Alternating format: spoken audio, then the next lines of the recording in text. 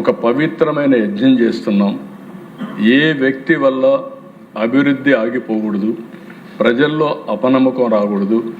నిరంతరం NDA continue అయితేనే ఈ రాష్ట్రానికి భవిష్యత్తు ఉంటుందని మరొకసారి మీ అందరికీ తెలియజేస్తున్నాం.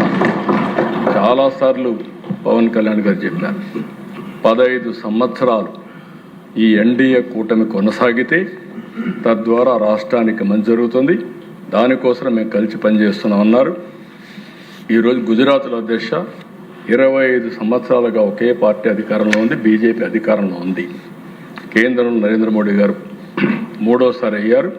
నాకు ఏమాత్రం అనుమానం లేదు, 4వసారి కూడా ప్రధానమంత్రిగా నరేంద్ర మోడీ గారు ఉంటారు.